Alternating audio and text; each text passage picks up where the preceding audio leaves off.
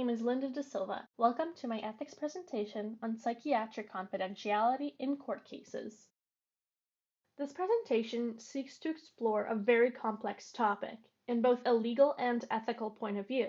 We will be discussing psychiatric confidentiality in criminal court cases. This is a challenge professionals working in the mental health field face. They struggle between their legal obligations and their patients' trust in them. Bepeda in 2019 explains that ethical and legal responsibilities held by psychiatrists are intertwined, intrinsically linked.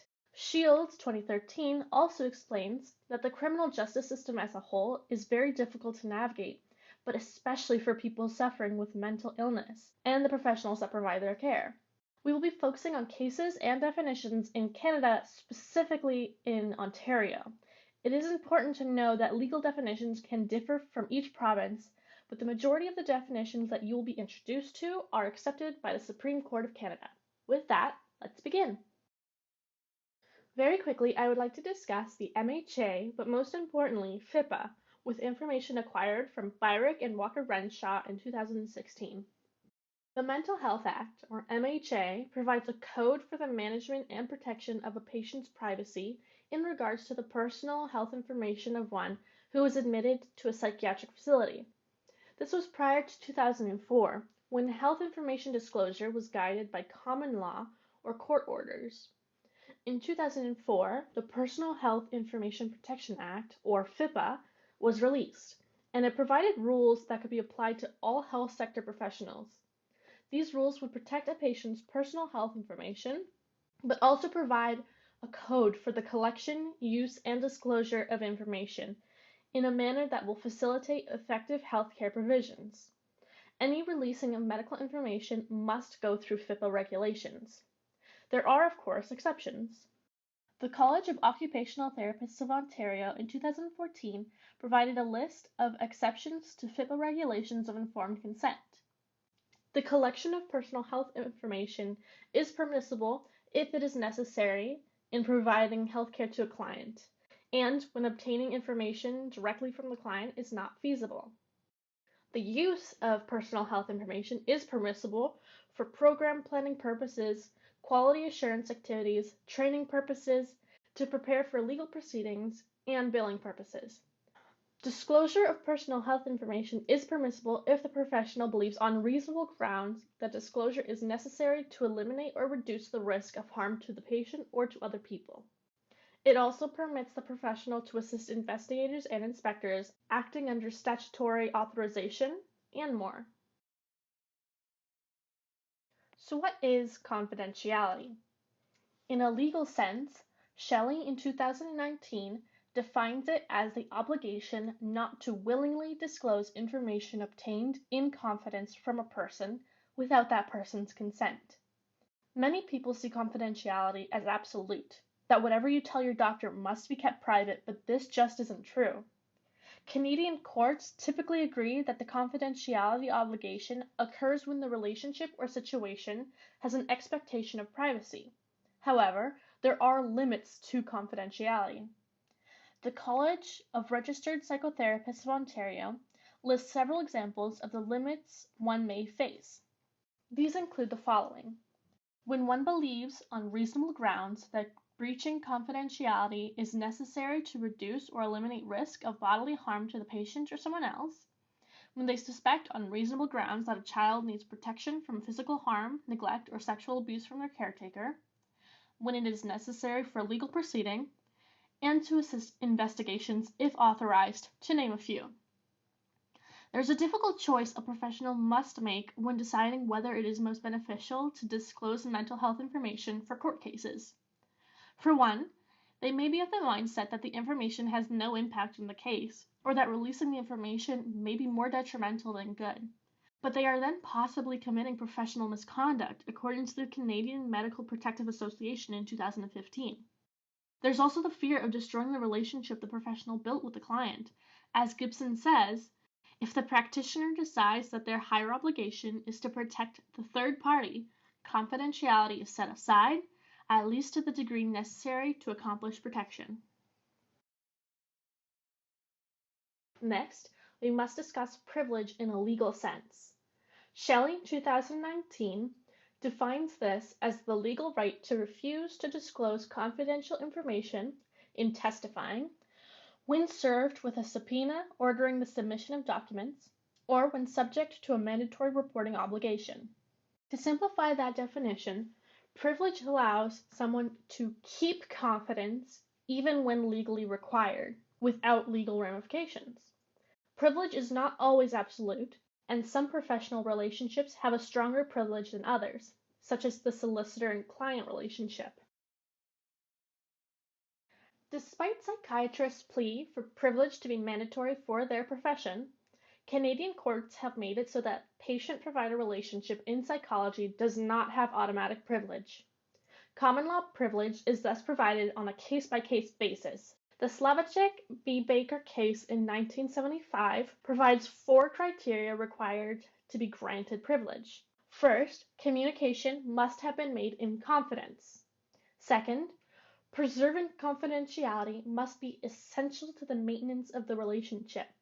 Thirdly, the relationship must be one that society values and wishes to foster. And finally, harm to the relationship from breaching confidentiality must outweigh the benefit of having evidence available to the court.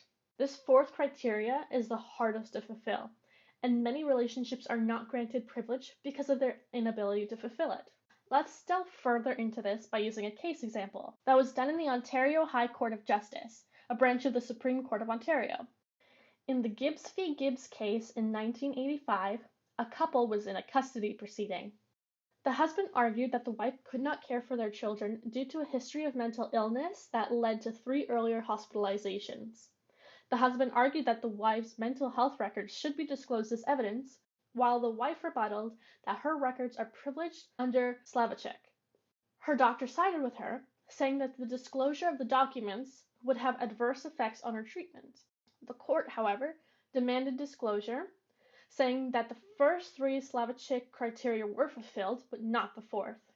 She failed to fulfill the 4th criteria because harm inflicted on the children caused by her was more important than the adverse effects she may incur due to the disclosure of the records. Now that the Slavacek and Gibbs cases have been explored, we will quickly describe another example of a legal dispute that showcased the dilemma that psychiatric providers face when it comes to confidentiality. And so, let's discuss Smith v. Jones, 1999, a case where a psychiatrist chose to disclose information but was then ignored. This case is extremely problematic because it demonstrates to other professionals that if you choose to breach confidence, that if you make that hard decision, it may not even be considered, which destroys the patient relationship but also has little to no benefit to the court hearing unless they fight for it. The psychiatrist was talking to the accused, who confessed to the crime he had committed, and continued describing future plans to kidnap, rape, and kill prostitutes and how they would get away with it, including renovations he made to his basement to make it easier to hide.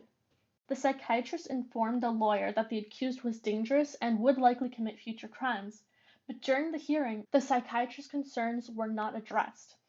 The professional decided to seek out a declaration that would allow him to disclose the privileged information for public safety.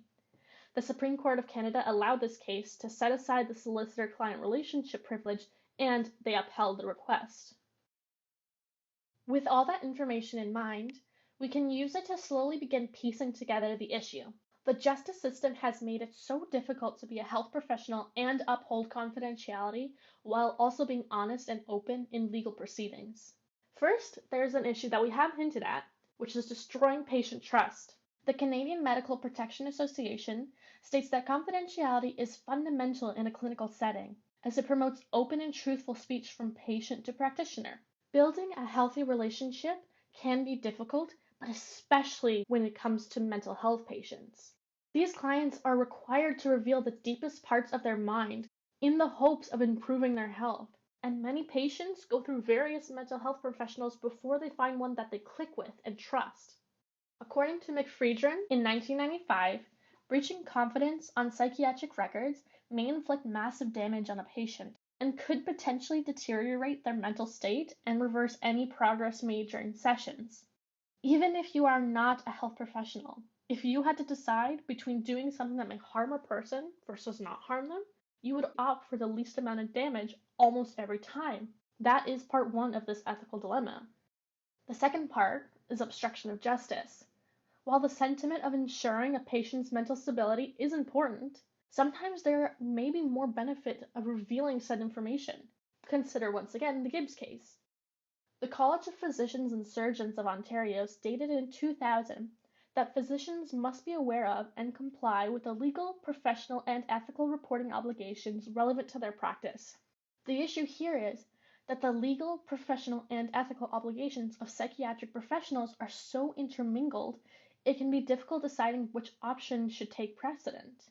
For the most part, should a psychiatrist, or any other physician for that matter, be required to disclose confidential patient information, they will not be faulted for breaching confidence if their report is made in good faith, according to the Canadian Medical Protective Association in 2015. In good faith are the key words here, ensuring that the professional is not making reports on uncertainties for some sort of retribution or just to harm the patient for whatever reason. The association goes on to explain that should the professional fail to disclose information when legally required, they could be accused of professional misconduct. So, what is more important? What takes priority? Patient privacy, with a chance that there is a wrongful sentencing and the potential of having one's license to practice revoked? Or revealing information with the possibility of destroying a relationship built on trust and damaging the patient? This is the ethical dilemma faced by any psychiatrist who may need to reveal privileged information or even appear in court. To conclude, psychiatric confidentiality in court cases is extremely complex, with all options seeming like the right and the wrong choices simultaneously. These practitioners are walking on glass as it is, with patients suffering with mental illness, trying to build a solid foundation of trust to begin the patient's healing, while also acting within their legal duties as well. In my future essay, I hope to explore some more case examples in depth, as well as go into further detail regarding a mental health practitioner's legal and ethical obligation, as a professional, as a witness, and as a person. Finally, I would also like to continue discussing the ethical issue of breaking patient trust, the deterioration of that relationship, and what may or may not happen to all parties involved. Until then, thank you so much for your attention during my presentation. I hope you enjoyed learning with me.